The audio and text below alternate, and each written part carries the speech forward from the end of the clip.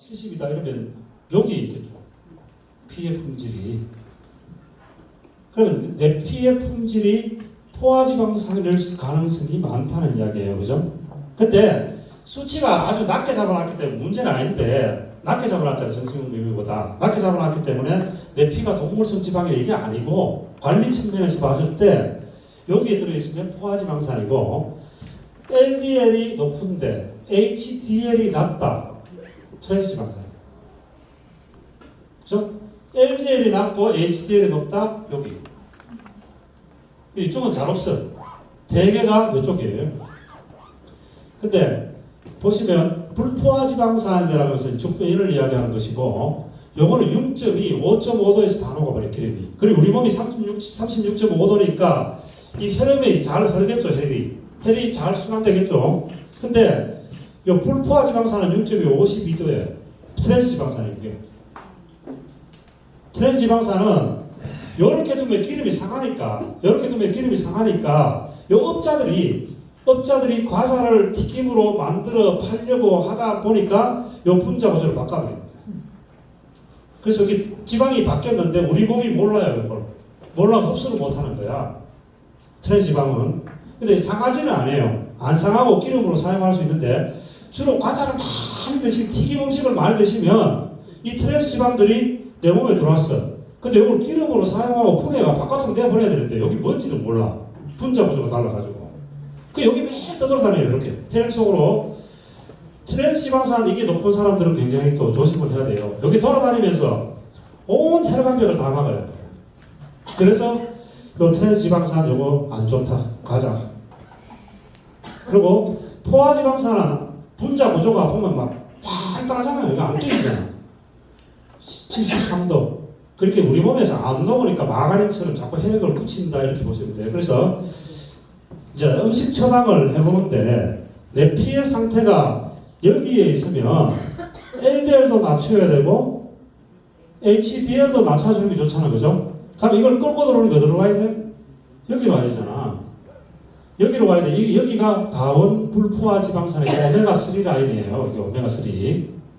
그럼 여기 있는 사람들은 땡겨 올려야 되잖아. 좋은 기름을 많이 먹어줘야 되잖아. 이게 기름을 많이 먹어줘서 이걸 땡겨 올려줘야 되니까 땡겨 올려주면 여기로 가야 되잖아. 그래서 이쪽 맨이 올리브유라든지 여기가 단원 불포화지방산, 다원 불포화지방산 해가지고 이 세 가지가 다 좋은 거예요. 우리 몸에 다 좋은데 오메가 종류가 9이 있고 6가 있고 3가 있어. 그래서 우리가 3를 많이 먹잖아요. 그죠? 3를 많이 먹는데 요게 6하고 3하고 6를 너무 많이 먹는 거야.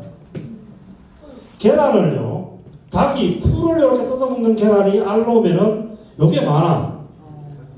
근데 항생제를 우리가 주는 공유잖아, 공유. 뭐 옥수수라든지 이런 걸로 키운 계란을 조사해보니까 이게 한 20배나 높아. 그럼 요거하고 요거 차이 뭐냐? 세포막을 이렇게 만드는데 세포막을 이렇게 취지를 조사해보면 오메가6하고 오메가3가 3대1로 4대1로 이렇게 되어 있으면은 영양 성분들이 잘 작용을 해. 왜? 오메가3 때문에. 오메가3가 굉장히 활발한 분자 구조예요. 막 잘 이렇게 수용을 잘 하는데 오메가6는 안 움직여, 일마들은. 그 딱 버티고 이렇게 있으면 세포 내로 뭐가 잘 안 들어와. 그게 문제되는 거예요. 그래서 방해를 하기 때문에 요 비율은 4대1로 있으면 가장 좋겠다. 이렇게 생각하는 거예요.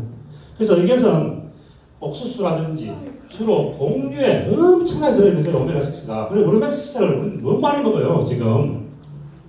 주로 공유에 들어있기 때문에 살에도 들어있고 다 들어있어요. 다 들어있기 때문에 너무 많이 먹으니까 요거하고 요 비율이 안 맞아요. 그래서 여기 보시면 369 중에 오메가9은 무조건 좋죠. 올리브유는 우리 몸에. 그래서 여기 보면 오메가3, 오메가6, 오메가9 중에 몇 골라보면 답이 딱 나왔죠? 요거하고 올리브유하고 들기름하고 딱 나왔죠? 다른 거는 뭐 전부 다 높아. 그래서 오메가9 종류 계열의 올리브유 드시든지 아니면은 들기름 드시라. 그래서 만약에 너무 안 좋다 싶으면 들기름도 기름으로 딱 상하시키지 말고 통들기를 드시라. 그러면 오메가3를 많이 보충한다. 그래서 우리가 먹는 식품 안에도 오메가3를 드시지만 평소 식생활에서도 요 표를 가지고 일반인들한테 설명을 해줄 때 본인의 피 습성이 이런 습성이 있으니까 주로 음식도 이렇게 하고 이걸 개선시켜보자. 만약에 이 사람이 여기도 높고 여기도 높다면 골치 아프다는 이야기죠. 그래서 이걸 좀 낮춰보자 하는 데서 이런 도표가 그분들한테 필요할 거예요. 자, 중성지방은 시간이 너무 많이 가니까 중성지방은 남자 인격인데 요거는 주로 이제 인슐린이 나와서 포도당을 가지고 세포로 가니까 세포가 거부하니까 어디로 줘요? 지방에다 축적해 주는 거잖아. 그래서 이게 나오는 거거든. 평소 당을 엄청나게 먹는다는 거예요.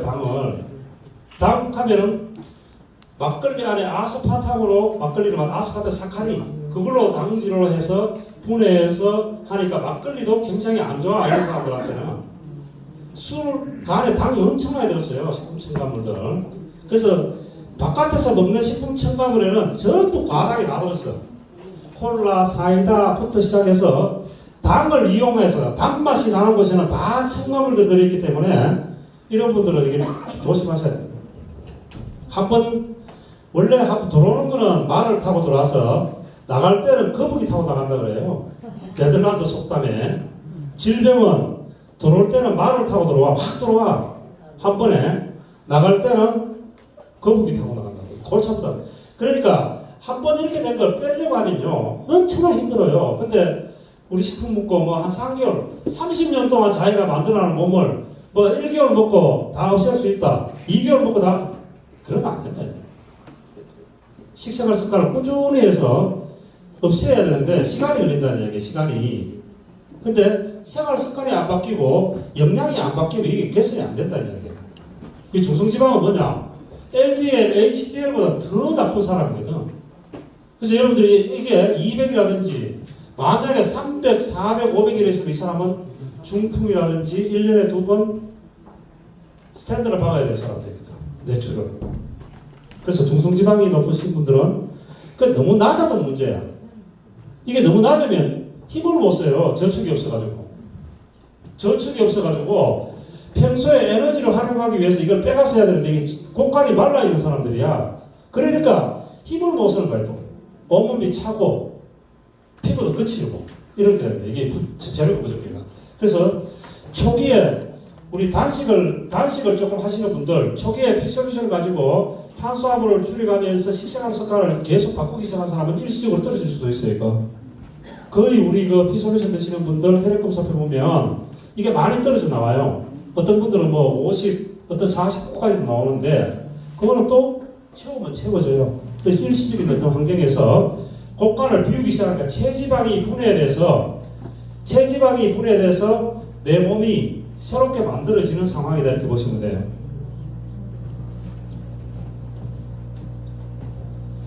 자, 이 시간도 많이 갔네. 큰일 났네.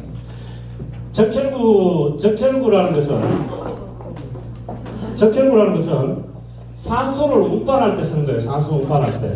그 적혈구가 고장나 있다. 이러면 산소를 안 갖다 주니까 세포가 숨을 못 쉬는 거죠. 숨을 못 쉬니까 에너지도 못 만들고 열도 못 만드니까 몸도 차고 온몸이 붓고 뻣뻣하고 에너지가 안 나온다는 얘기. 피곤하고 뭐 이런 모든 상황들이 적혈구에 걸려있다. 그래서 적혈구가 높다는 것은 이 적혈구가 문제된다는 것은 우리 몸의 만성 피로증이라든지 암의 요인이라든지 모든 걸 일으킬 수 있다고 보시면 되고 적혈구 수치는 이렇게 숫자가 얼마냐 혈색소가 얼마냐 헤마토크리트가 있냐 MCV가 MCH가 얼마냐 MCHC가 얼마냐 이렇게 보는데 이 세 가지 수치는 전체 통틀어서 보는 수치예요. 적혈구 숫자, 혈색소, 헤마토크리트 보는데 요 세 가지 밑에 MCV, MCH, MCHC는 개인의 적혈구의 한 개의 크기를 보는 거예요. 이거는 총량을 보는 것이고 요 밑에 수치는 똑같은 거예요. 똑같은 거. 똑같이 적혈구의 품질을 보는 건데 똑같은 건데 요거는 한 개의 크기를 보는 거야. 내 거. 그래서 이게 더 정확해.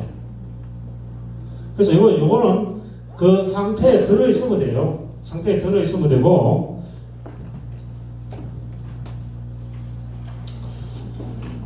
그래서 적혈구 숫자는 이런 입방 미터 크기 1 마이크로리터와 같다. 요게 사이에 요걸 적혈구를 떠서 보니까 숫자가 몇 개냐. 요 정상 범위에 있으면 돼요.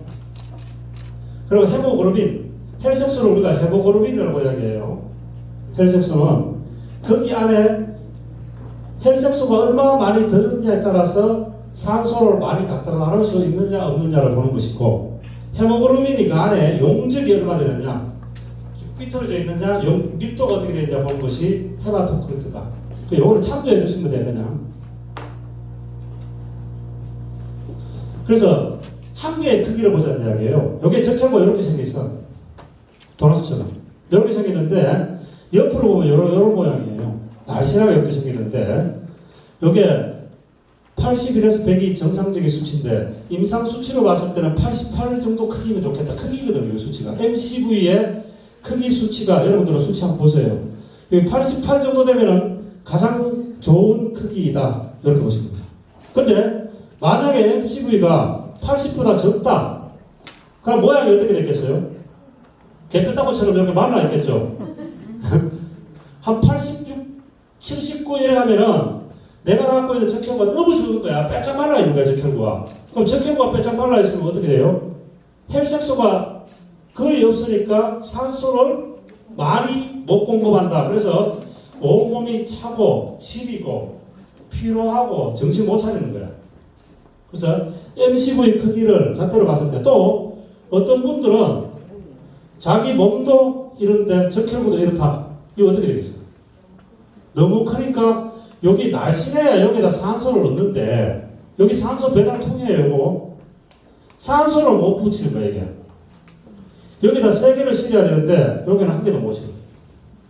그래서 이분도 이게 똑같은 이야기예요. 그러면 이렇게 생겼어. 적혈구 요 안에 여기 헤모글로빈 혈색소야. 철이야. 요 양이 크기가 적당한데 거기에 담긴 양이 혈색소 양이 요 색깔로 봐서 품질이 어떠냐. 요게 농도 보는 게 MCH야. MCH. 그러면 요게 크기도 좋고 농도도 색깔, 그러니까 저색소성이냐 고색소성이냐 정색소성이냐 봤을 때 색깔도 좋으니까 품질이 좋다 이 말이에요. 내가 하고 있는 적혈구 품질이. 여기 또 정상 범위에 있으면 돼요.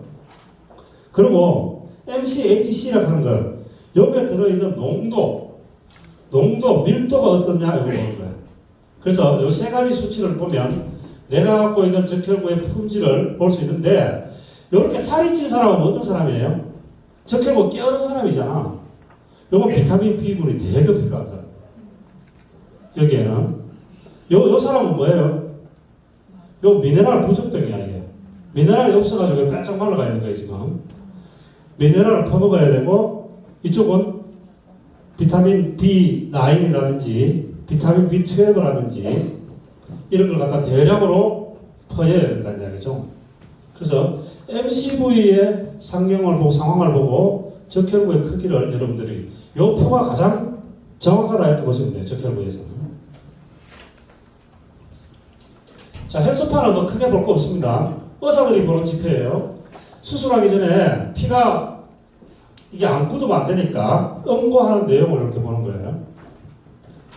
뭐 PDW는 우리가 보는 수치가 아니고 MPV도 우리가 보는 수치는 아닌데 요 상황이 잘 되어 있는지 이것만 여러분 체킹하시면 돼요.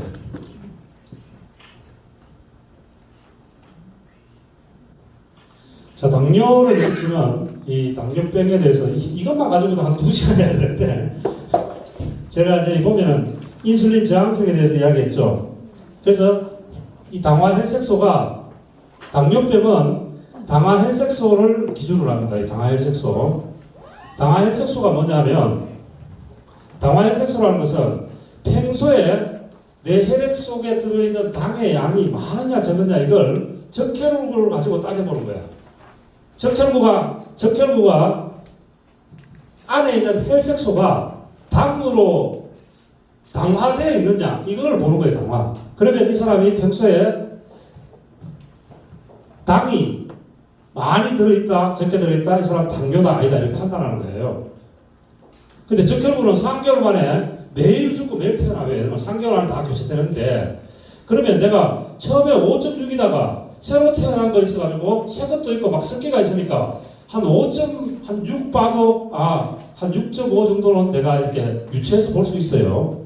그래서 혈관 속에 이렇게 당이 막 다니니까 요 적혈구에다가 요 설탕물을 발라가지고 요렇게 뭉치는데 요 비율이 6.5 이상 되면 어떤 현상이냐?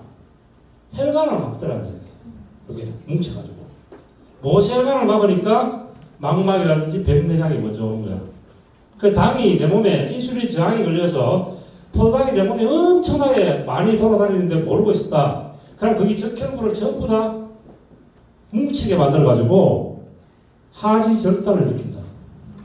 밑으로 내려가서 혈관을 막으면 다리를 끊어야 된다. 그래서 여기 당화혈색소는 그걸 보는 지표로 이렇게 보시고, 당뇨는 어차피 인슐린이 저항이 원인이 돼가지고 소변으로 당이 빠져나오면 당뇨다 이렇게 이야기합니다. 당뇨를 병으로 생각하지 마시라니까. 당뇨는 병이 아니에요. 못 고쳐요. 병이면 약을 먹고 고쳐야 되는데 당뇨는 병이 아니고 질환이에요. 질환. 내 몸의 대사성 질환. 내 몸이 이 항상성이 깨어져 가지고 인슐린 때문에 일어난 일들이기 때문에 원인을 없애려고 하면 대사성 질환을 없애야 돼요. 영양제를 먹고 간헐적 단식을 하고 당을 없애고 이런 어떤 근본적인 행위를 해야 되는 것이지 당뇨 약을 먹어서는 절대 당을 없앨 수가 없습니다. 네, 대사성 질환이기 때문에. 그래서 치료보다는 치유해라. 당은 당약을 20년, 30년 먹어봐야 당이 안 나서요. 그 당을 떨어뜨리려고 당약을 먹는 것이 오히려 다른 부분에 더 많은 해를 준다 이렇게 생각하시면 돼요. 주요 영양소 수치 칼슘, 나트륨 이렇게 있는데 칼슘과 나트륨의 이야기를 안 물어봐도 아시겠지만 굉장히 우리 몸에 중요한 역할을 합니다. 칼슘이 없으면 아무것도 안 돼요. 우리 몸에 가장 많이 필요로 하는 것이 칼슘, 마그네슘인데 칼슘은 여러 가지 하잖아요. 뼈도 만들고 여러 가지 이 신경물질. 주로 이 미네랄들은 우리가 물에 이렇게 넣으면 전기 불이오죠. 이게 무슨 말이냐면은 신경 전달 물질이라는 거예요. 우리 몸에 요오드가 없다. 그러면 이 갑상선이 항진이 안 되니까 어떻게 돼요? 갑상선 병에 걸리는 거죠. 칼슘이 없으면 뼈를 못 만들고 칼슘이 없으면 건축을 못 움직여. 그래서 칼슘이 굉장히 중요해요. 혈액 속에 농도가 올라가면 칼슘이 농도를 정화시켜요. 그래서 pH 밸런스를 잡아주기도 하고. 그래서 칼슘이 우리 몸에 굉장히 많이 필요해요. 우리 몸 머리에서 발끝까지 건축 파보면 그 안에 다 칼슘이 다 들었어요. 그래서 칼슘의 역할이 굉장히 크구나 이거 알 수 있고, 나트륨이라는 것은 우리 몸의 전해질로 삼투압 현상이죠. 영양소를 세포 내로 끌어들이는 역할을 칼륨과 같이 해서 우리가 먹은 음식물을 세포로 잘 들어가 전해질로 잘 들어가게끔 하기 위해서 이런 농도가 필요한데 우리가 0. 몇 프로입니까? 우리 닌게로 만듯이 그런 역할을 해주는 거다 이렇게 생각하시면 되고, 이 두 가지가 이제 칼륨이라는 것은 나트륨과 칼륨이 이 서로 세포 내에 있고 바깥에 있어가지고 영양소를 밀어 넣어주고 당겨주고 하는 역할을 해요. 그 영양 펌핑 역할을 하고 있는데, 칼륨이라는 것은 주로 이제 그 삼투압 현상, 이게 둘이가 신장 기능이 안 좋으면 우리 몸이 엉망이 된다는 이유가 뭐냐면, 신장에서 그럴 때 나트륨과 칼륨의 비율을 잘 만들어줘요. 그래서 우리 몸이 삼투압 현상으로 영양소가 잘 빨리 들어갈 수 있도록 신장에서 그걸 조절해 주는 건데, 이 조절 신부전이 되어버리면 우리 몸이 엉망된다는 이야기예요. 이런 영양소들이 없으면 우리 몸은 아무것도 안 일어난다는 겁니다. 나트륨과 칼륨의 지표순위 140과 4.5가 가장 중앙점이라고 보면 이것이 높은 사람들, 성격이 조연적이고 말 잘 안 듣는 사람들이다. 이게 주로 이제 플러스 성질에 있는 사람들. 이 마이너스 성질은 우울증 걸려 있거나 살기 싫다, 힘이 안 난다, 이런 사람들. 그래서 이걸로도 성격의 지표를 볼 수 있는 겁니다. 자, 암 수치는 이거는 그냥 내가 엄청난 스트레스를 받고 약물을 많이 복용하고 막 이러면 간은 다 정상이야. 간은 다 정상이고 모든 게 다 정상인데 여기 깨질 수도 있어. 여기 깨져 나올 수도 있어요. 왜냐하면 AFP는 간을 보는 요 수치는 AFP 검사명을 이야기하는 거예요. 나 AFP 받고 싶어 하면 간 문제 때문에 오셨네요. CA 받고 싶어 하면 대장 때문에 오셨네요. 이런 수치예요 지금. PSA 값 남자에 관련된 거, 전립선에 관련된 거, CA125 여자 거, CA115 받았어요 이렇게 하면 돼요. CA19-9 췌장암, 베타 면역 글로불린이 있죠. 이거 글로불린 베타2 면역 글로불린은 여기 백혈병을 보는 수치인데 이 수치 자체가 만약에 다른 지표가 굉장히 안 좋은데 뭐 깨져 있다. 정밀 조사를 해봐야 돼요. 근데 다른 지표가 다 좀 멀쩡한데 뭐 여자 같은 경우에 이게 다 척됐다. 그러면은 무록이 있을 수도 있다. 그런 수치로 이렇게 보는데 정말로 간이 완전히 간이 안 좋고 수치가 간 수치가 엉망이고 또 다른 대사성 수치가 엉망이고 그리고 이게 깨져 있다. 정밀 조사를 좀 해봐야 되겠네. 검사 받아보세요. 그런 수치로 이렇게 보시면 돼요. 여기 수치가 깨져 있다가 다 암은 아닙니다. 병원 가서 그렇게 이야기 안 해요. 자, 소변검사 보시면 소변검사에서 이제 백혈구가 바깥으로 나온다는 것은 소변, 소위 말하면 비뇨기과죠. 비뇨 요도에 뭔 간염이 생겼으니까 백혈구가 엄청나게 같다는 거예요. 소변으로 검사해 보는데 백혈구가 많이 나왔네. 여러 간염이 있을 수가 있네. 비뇨에 관련된 이야기, 요 수치. 여기 이제 음성으로 표시되시면 다 정상이에요.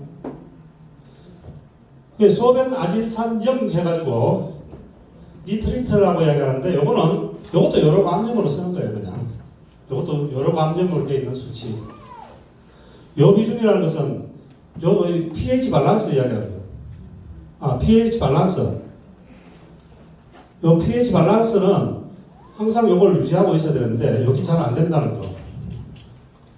요것도 뭐 플러스 1 나오고 뭐 이제 거의 다 요런 표로 다 나올 거예요. 소변으로 보면 크게 문제된 거 없더라고요. 문제된 거 없는데 요게 문제라고. 요게 요당이 대개 당뇨병이 심하신 분들은 여기에 플러스 1이 나와요. 왜? 오줌으로 당이 필요 이상으로 나왔다. 근데 당뇨가 있는데 불구하고 요당이 염성으로 나오면 괜찮은데 플러스 1로 나온다 이러면은 뭔가 합병증이 진행되고 있지 않느냐 이렇게 의심해 볼 수도 있다. 의심은 이렇게 해볼 수 있다는 이야기예요. 근데 당뇨가 있더라도 이게 플러스 1 안 나옵니다. 안 나오는데 만약에 나오고 LDL이 수치가 좀 높다 이러면 뭔가 합병증이 움직이고 있네 이렇게 생각하셔야 됩니다. 케톤이라는 것은 케톤은 어떨 때 많이 나오냐면 케톤이 플러스 1대가 나올 수도 있어요. 단식할 때. 이 케톤이라는 것이 저지방식 우리가 이 다이어트 공법에 내가 아무것도 탄수화물 안 먹어줘. 안 먹어주면 어떤 현상이 일어나느냐. 내 몸은 살기 위해서 체지방을 분해시키가 체지방수를 낮추겠죠. 그래서 살 뺀다 이 말이에요. 체지방을 녹여낼 때 그때 나오는 게 우리 그 손톱에 바른 아세틴인가 그 호르몬이 나와요. 그 호르몬이 수치가 높아지면 이게 높게 나오는데 주로 단식을 10일을 아무것도 안 먹고 그러면 사람이 동굴에서 바짝 마르잖아요. 마를 때 내 몸에 있는 지방, 단백질을 다 녹여가지고 에너지원으로 쓰기 때문에 케톤 수치가 엄청나게 올라가요. 그럼 이 케톤 수치가 굉장히 올라가 버리면 뇌를 혼수시켜요. 그래서 황교안 대표 단식할 때 아무것도 안 먹으니까 쓰러지잖아요. 케톤 수치 때문에. 되게 단식한다든지 다이어트 하면은 이게 플러스로 나올 수도 있어요. 근데 이게 케톤이 플러스 나오면은 내 몸에 체지방이 분해되고 있구나. 이렇게 아시면 돼요. 그냥 단식하면서 나오는 거니까 잘 되고 있구나. 그래서 우리 케톤식 다이어트 하면서 이렇게 책자 많이 나오고 있죠. 케톤식. 그래서 이 케톤 수치는 그렇게 읽어주시면 되고, 다른 건 없어요. 비리루빈, 이 영양소가 많이 빠져나오면 문제된다는 거고. 그래서 요 장액이 있느냐, 케톤, 요단백, 요 정도, 100혈구, 요 정도만 이렇게 보시면 됩니다. 그리고 아벨라제 요산 수치 뭐 중요한 거 아닙니다, 이거. 아벨라제, 그러니까 췌장이 소화효소를 뿌렸는데 췌장이 염증이 걸려가지고 제대로 기능이 못한 아벨라제 수치가 혈액 속으로 들어오면 이게 상승돼요. 그래서 이게 뭐 췌장염이 있는지 없는지 뭐 이런 거 보는 수치. 요산은 이것도 이제 신부전증에 하나의 지표가 되는데 통풍 수치예요. 이게 이제 오줌으로, 요산이라는 단백질 분해 물질인데 요소 질소에서 오줌으로 나오든지 이게 물과 결합해서 신부전 빠져나와야 되는데 이게 잘 안 빠져나와. 그러면 어디 고여요? 발등에 고여요. 발등에 고이면 올라가 형처럼 이렇게 나와 있어. 나와 있는데 그걸 건드리면 굉장히 아프죠. 통풍이라요. 통풍. 그래서 통풍 수치를 보는데 이 통풍이 중요한 것이 아니고 저게 안 나간다면 신부전증이 심화되어 있다는 이야기예요. 안 빠져나간다면 신장 기능이 좋지 않고 조만간에 콩팥이 잘라내야 되겠다 이런 수치를 보는 게 한 8 정도. 그래서 그냥 요 관리하시면 돼. 요산 수치를 보고 아 이거 잘못하면은 콩팥을 상하게 하겠구나. 요 정도 수치를 이렇게 보시면 됩니다. 다른 건 뭐 소화에 대해서 중요한 게 없고. 마지막으로 갑상선인데 갑상선은 요 TSH 요 수치만 잘 보시면 돼요. 주로 우리나라 사람들은 갑상선 저하증에 걸려있지 여기 항진증은 없거든요. THS가 감소되면은 이게 항진되어 있다는 이야기고 요게 저하되어 있다면 여기 증가되면 이게 저하됩니다. 왜? 저하되어 있으니까 THS라는 자극 호르몬이 많이 분비되어 있다는 이야기야. 많이 분비되어 있다는 것은 내가 갑상선이 저하됐다는 거야. 그래서 신체에서 살려고 TSH를 증가시켜놨다. 이렇게 보시면 돼요. 그래서 이게 증가되면 내 갑상선 저항증이야. 이게. 그래서 그 기능을 여러분들이 이제 보시면 되는데 이 갑상선 이게 또 문제예요. 보면은 뭐 지속적으로 피곤하고 기운이 없어요. 갑상선은 아무것도 못해. 왜? 호르몬이 작동 안 하니까 엄청 피곤한 거야. 축 늘어져 버리는 거야.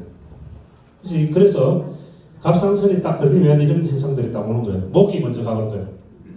목이 쉬거나 허스키한 보이스라든지 심박수가 저하되어든지 우울증을 포함한 정신 증상이 온다든지 그래서 굉장히 나른해요. 나른하면 아무것도 못해.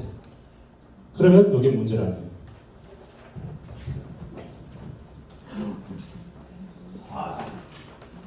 자, 한 10분만 더 할게요. 자, 하나님의 그냥 해봅시다. 자, 시도 때도 없이 먹고 하는 바람에 이제 우리가 이렇게 우리 장기를 엉망으로 만들어놔가지고 이 장기를 좀 쉬게 해주자. 공복은 적어도 5시간 이상 줘야 돼. 지금 내 몸이 굉장히 혈액검사표로 봐서 대사가 안 되고 있고 혈당 수치가 높고 LDL 수치가 높고 중성지방 수치가 높고 고혈압이 높고 이런 모든 부분들은 내가 음식을 가려 먹지 않아서 일어난 일들이야. 그러면 바꿔주려면 어떻게 해야 돼요? 공복기를 좀 가져야 돼. 공복기를. 자, 하루 3끼를 꼭꼭 씹어 먹은 인식은 전 인류로 보면 100년 정도 되었을까? 이렇게 이제 간헐적 단식에 좋은 점을 SBS 방송국이 방송을 했죠. 자, 꼬르륵 소리가 난다면 젊어지는 호르몬으로 불리우는 시로토닌 유전자가 활성화되어 세포가 젊어집니다. 인간은 공복일 때 생명력이 활성화됩니다. 자, 칼로리 제한을 하는 것도 효과가 있지만 매일매일의 일상생활 속에서 공복감을 느끼게 되면 시로토닌을 활성화시키는 에너지가 증가합니다.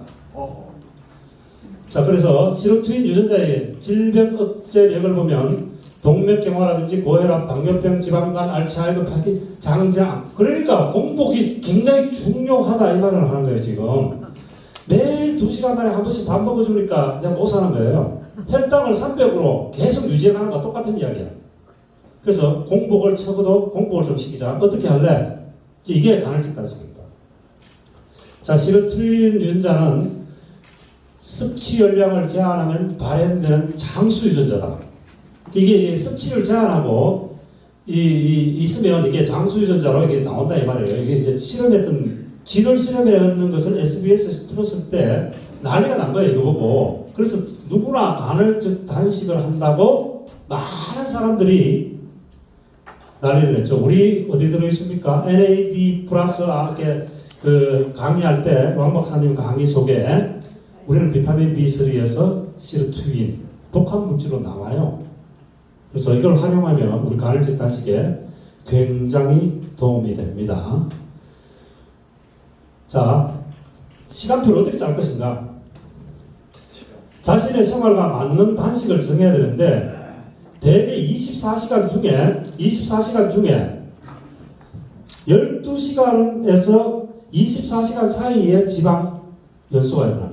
이 케톤이 증가해가지고 내 몸에 있는 그 지방 원료를 끄집어내서 태워 쓰기 때문에 내가 뱃살이 줄어든다든지 다이어트가 일어나기 시작하는 시간이죠. 근데 대개 24시간 중에 8시간을만 식사하고 16시간을 공복으로 만들겠다가 16대 8이에요. 들어보셨을 거예요. 그리고 12시간 식사하고 12시간 공복을 만들겠다. 근데 저희 피솔루션을 가지고 있는 분들은 요걸 제가 추천하는 거야. 만약에 내가 오전 10시부터 음식을 먹기 시작해. 그래서 5시간 공백을 이렇게 둔다고 치면 몇 시까지 가야 돼요? 오후 6시까지 가는 거예요. 8시간. 8시간만 여기 안에 식사를 하고 오후 6시 이후부터 다음날 10시까지는 공복이야. 먹으면 안 돼. 그래서 8을 16대 8 다음에 24시간인데 8시간 안에 먹는 걸 놓지 나머지는 공복을 줘라. 이럴 때 이게 일어나는 거예요. 그래서 지금 대사성 질환에 당뇨가 있다, 고혈압이 있다, 지금 뭐 장누수가 있다고 다 안 좋다 이러신 분들은 반드시 해라. 굉장히 좋아집니다. 그래서 이걸 되게 쉽게 보면 엄청나게 실패해요 사람들이. 왜 실패하느냐? 이거 때문에 안 돼요. 버티기가 안 되는 거예요. 버티기가. 몸에 영양 결핍이 되어 있으니까 계속 요구를 해 몸은. 그게 물만 먹어도 살이 찐다. 비만 환자들은 이 체지방이 있는 사람들은 비만 환자라고 이야기해요. 렙틴과 그렐린 기능이 떨어져 있어가지고 공복 때 먹지 마라. 배고프면 놀라. 이 신호를 조절 못해 이게. 바보가 돼가지고. 그래서 시도 때도 없이 먹는 거야 그냥. 잘 안 돼. 실패하시는 분들이 너무 많아. 그래서 이 간헐적 단식을 하시는 분들이 다 실패하는 이유가 저희들처럼 피솔루션이 없어서 그래요. 이해되시죠? 네. 우리는 다 성공할 수 있어. 저의 이론은 이겁니다. 단백질 반드시 있어야 돼요. 단식에 단백질 없으면 죽음이다. 네? 단백질이 있어야 살을 뺍니다. 에너지를 가지고 기초대사량이. 그래서 체중 조절을 돕는다. 1번 단백질 없으면 체중 조절을 못합니다. 에너지가 없어가지고. 이거 먹으면 살쪄요 이렇게 하는 분들 계셔. 단백질은 단백질이 아니고 아미노산이 우리 몸의 체액을 모든 효소예요 이게가. 그래서 이런 종류를 하고 있는데 첫째로 내 몸에 다이어트가 되려면 다이어트가 중요한 게 아니고 해독 30년 40년 동안 내가 먹어왔던 이 찌꺼기들 남자분들 술 먹고 이게 찌꺼기 막 올라오죠. 코 빨가야 되고 냄새 풀 나고 그러면 전부 다 하수구가 넘쳐서 그래. 림프관에 있는 하수구들이 독소가 돌아다 넘쳐가 피로 나돌아가지고 혈관을 다 튀어나오는 거예요. 이거 청소 안 하면은 그래놓고 약 먹고 있어. 하수구가 넘쳐가지고 내 몸이 엉망이 되고 있는데 지금 이걸 청소를 해주자. 그러면 강식이 돼야 돼.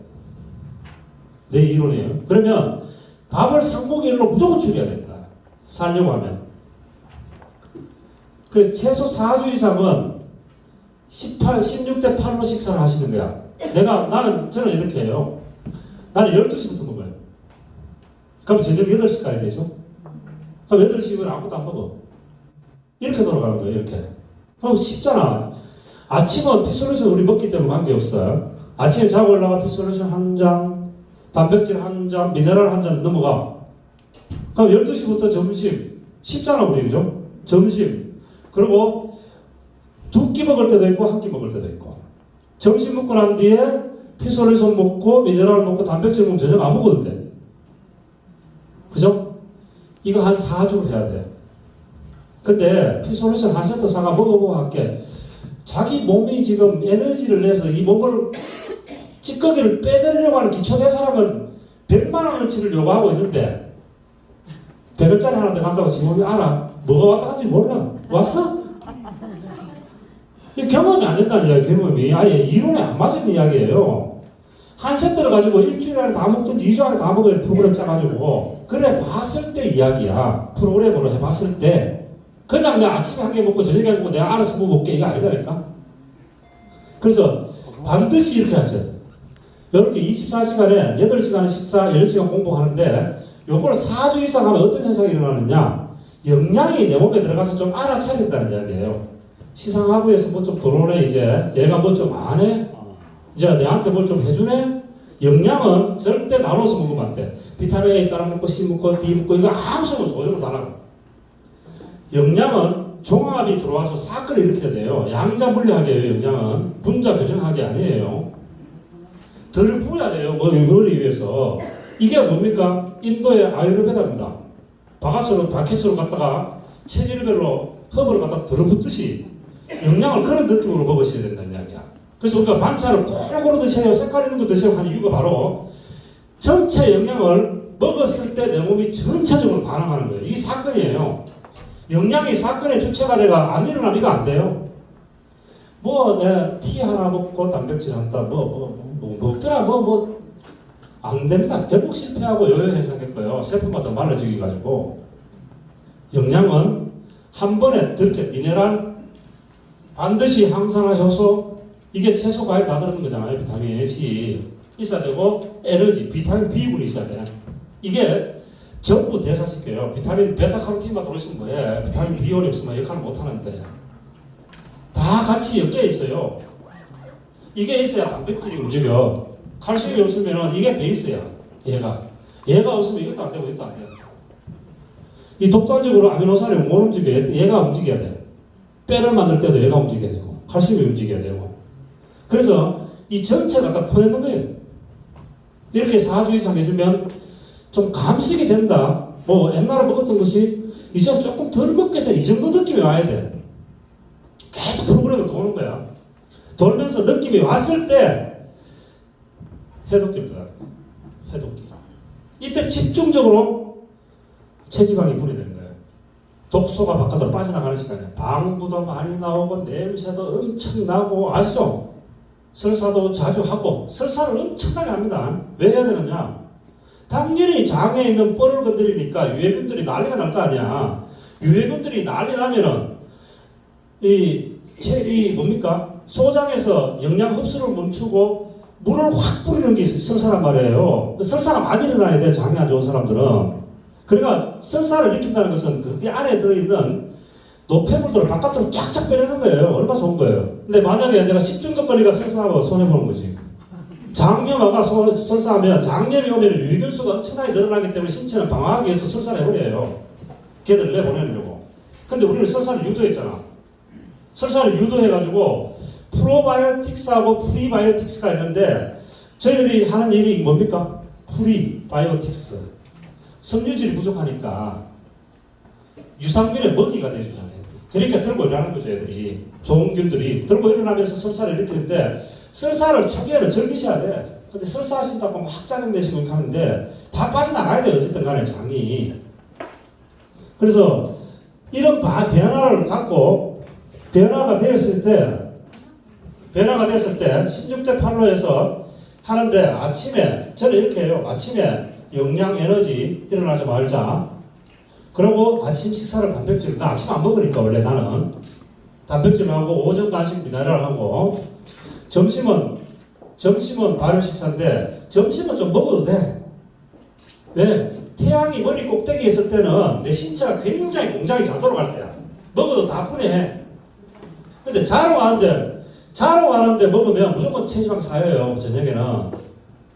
그래서 요때는 좀 드셔주시고, 점심 식사 후에 미네랄을 반드시 먹으라. 미네랄 소화제다. 이게 미네랄이 소화가 어떤가, 위, 백을 찝어주는 칼슘이 부족하면 이 주머니가 안 움직여요.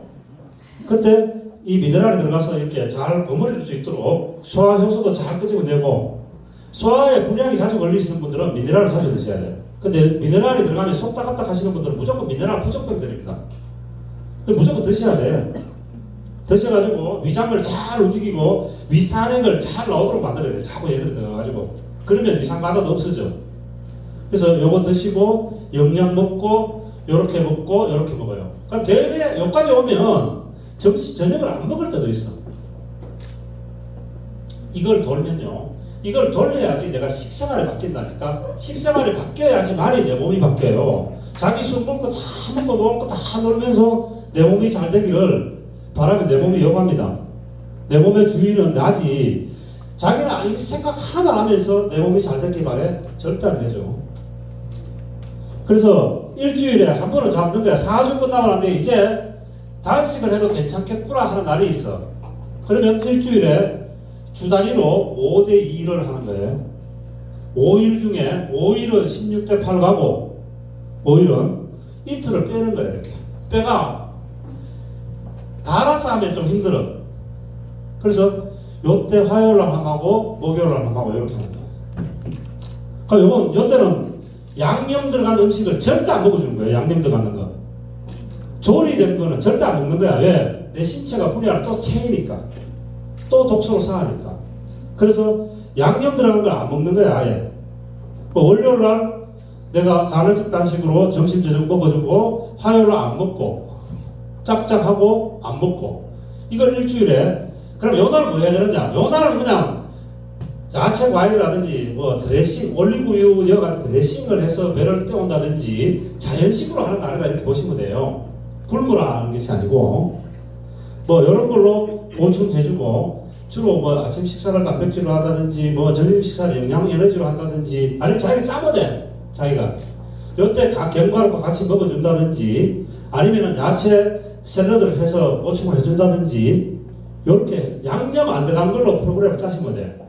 요 단위를 최초 4주 16대8 그래서 16대8이 끝나면 1주에 5대2 요때 이제 해독이 조금 되겠죠. 또 3주 진행 간헐적 단식 16대8 그것도 1주 진행 2주 진행 1주 진행. 제가 이렇게 써놓은 것은 여러분들이 짜도 된다는 이야기야. 짜도 4개 맞추어가지고 5주 프로그램 같은 경우는 며칠이에요? 12주죠. 12주를 본인의 몸에 맞추어서 짜면은 피솔루션 7세트, 단백질 6개. 이 한 세트 프로그램이 나오는 거야. 그래서 마케팅을 하실 때 이 프로그램 짜놓으세요.